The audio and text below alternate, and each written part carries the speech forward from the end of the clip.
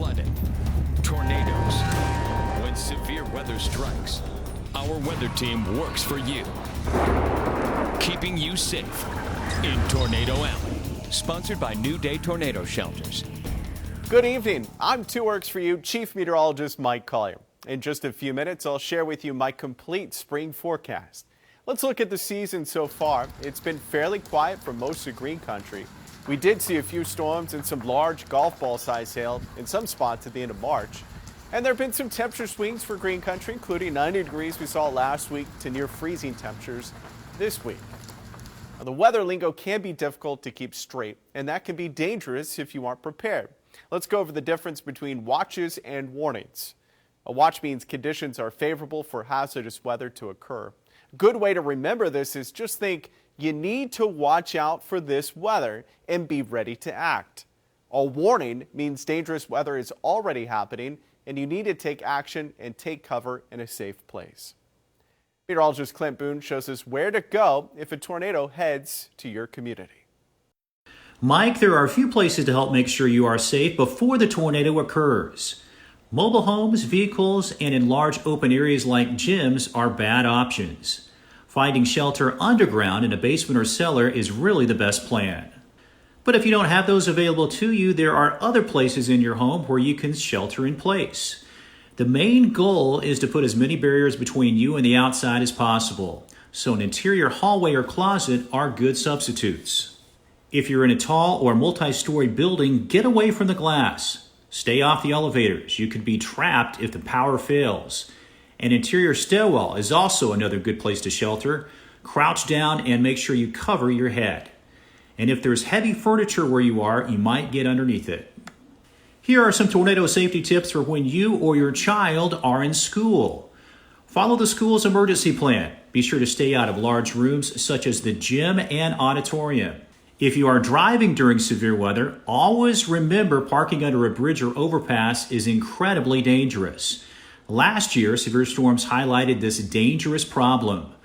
Drivers clogged roadways, parking under overpasses, and storm chasers captured this dangerous situation along the Kilpatrick Turnpike in Oklahoma City. If you get 20 vehicles that are going to try to cram in under an overpass, first of all, that's not going to prevent a tornado from getting to your vehicle anyways. It's not worth it. It's not worth it what it could do for everybody else out here on the road. The Oklahoma Highway Patrol makes it crystal clear this is illegal and a really bad idea. Meteorologist Clint Boone, back to you. Thank you so much, Clint. One of the biggest stories, weather and otherwise, for 2019 was the tragic and historic flooding. Families everywhere are still working to recover after the Arkansas River rose to record levels in the spring. The Ward family worked for months to restore their home back to its former glory. If it wasn't for the ones that are here right now and the ones that will be coming later, we would not be where we are today. It's incredible what can happen in a year's time. Mike and Sherry Ward's home was 2 feet underwater a year ago. Now their house is a home again. They're the ones that got us through every day, helping us along the way. And with little time to get out, family and friends stepped up to help them. It was kind of an emotional roller coaster as we went through the process, but God definitely blessed us with the friends and the family that we had that helped us along the way. Last year I went inside the destruction as they looked at what was left. I've seen tornado damage, I've seen hail damage. Honestly, I was working here 19 years. This is the first significant flood damage I've seen. And when I first saw it, it looks like tornado damage, except the house is still there. It's just everything has been gutted out. Heavy rain pushed Kaw and Keystone Lakes to the limit, forcing the Army Corps of Engineers to release massive amounts of water, affecting the hundreds of families along the river, including Mike Ward and his family. What is that feeling like, knowing that you have 3 hours to get your prized possessions, get your family out? It's very emotional, and you don't know what you're going to come back to. Right. And we worked so hard for everything that we have, and it's really hard to put it into words what it feels like. Since the flood, Ward says coworkers, neighbors, and church friends from all over came to the rescue, helping with whatever they needed, raising the Oklahoma standard. Things that aren't exactly the way we want them yet, but definitely blessed. It's definitely better than it was before. The ward tells us they spent more than $80,000 rebuilding. Last spring's unending rains put people living and working near Levees in Sand Springs on edge. They worried, would the levees fail? And if they did, would their homes be lost? That scare puts eyes across the country on Tulsa County and sparked a plan to improve those levees. 2 Works for You's Chris DeMaria shows us why neighbors could be getting a solution to their levee worries, but may have to wait for a fix. Spring 2019 brought high waters and high tension. So every time a big rain comes, you know, we're tired of having to leave and get scared whenever they say, hey, you know, you got to put sandbags out. By August, the waters receded, and folks like Jesse Longoria hoped for a long-term solution to levee issues, not just more patches. For 19 years, Longoria has worked just blocks away from the levees. He hopes the time for small repairs is now over. Everybody up and down the line and everybody at one time or another has gone through some kind of high water here. For Longoria, waiting on a couple more years of spring rains for construction on a long-term fix to begin would be a worthwhile trade. Really, it don't matter how long it takes as long as the solution gets taken care of, as long as they find a solution. Why will it take years more to get started on a long-term fix? We all felt like within 3 years we were going to be breaking ground. So I don't want to back away from that at this point, and within, say, 5 years, we've got the problem fixed. While the flooding was scary, it actually provided some very good data on the levees, mostly because of how long they were exposed to the water. The design to fix them would add drains and filters in the berms, reinforce weak areas, and fix pump stations.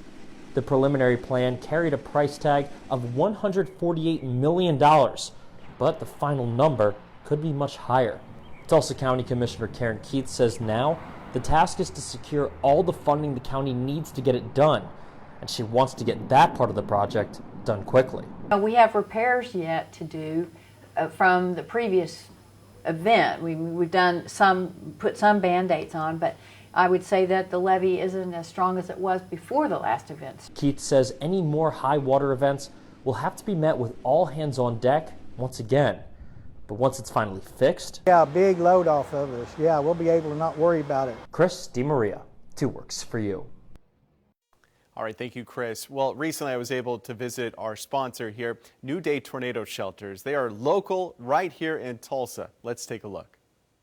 Dirk DeRose joined us today from New Day Tornado Shelters. Dirk, thank you so much for having us out at your facility. It's a great place to be at. I know you've been in the business for a long time, but you had a new vision for storm shelters. Tell us what you wanted to set out to accomplish and about your storm shelters. So there's so many really good designs out there in this industry. It's a very ingenious group of guys and gals that make these shelters of various types. But what I wanted was something that was space efficient in a garage, because so many garages are tight. Sure. Yeah, not a lot of space. We got bikes and vehicles in these things, so we need that room. So I decided on something cylindrical. It's capped with a steel dome. And after I thought about that shape, I realized, you know, I've seen that shape before. Sure. So these are made from decommissioned propane tanks, and some of them are 60 to 70 years old. But the structure is still fully intact, and that's something that you take great pride in, right? It's such a strong structure that if you had a panel of engineers set out to make something stronger, I don't think they could. The biggest question I get a lot of the time is, what about underground shelters versus above ground? Tell us the difference there. So both are going to save your lives, okay? But what I like about the above ground, the safe rooms, is that they're so accessible, not just before the storm, but after the storm. You know, they stick out like a sore thumb. And far as the ability to bring these into your home pretty quickly, you have a quick turnaround, right? So quick. You know, sometimes we've done these in 2 hours, from the time someone said, yes, I want one, wow, till the time we were done. Which is very impressive, because sometimes you have to wait weeks or months, but with tornado season, you need something now. We have such a small menu. We only have one product with a couple different colors, so that we can grab and go when springtime comes. Love it. Dirk, thank you so much for having us here today. Thank you. We had to take things out before we can put things back in, you know, all the debris and other things like that. Years after a tornado hit Midtown Tulsa, see the resilience of businesses and what's next for some still sitting vacant. And later, sneezing, sniffling, and itchy eyes, it's spring allergy season. We sit down with a specialist to find the best ways to stay on top of symptoms. You're watching 2 Works for You, Tornado Alley.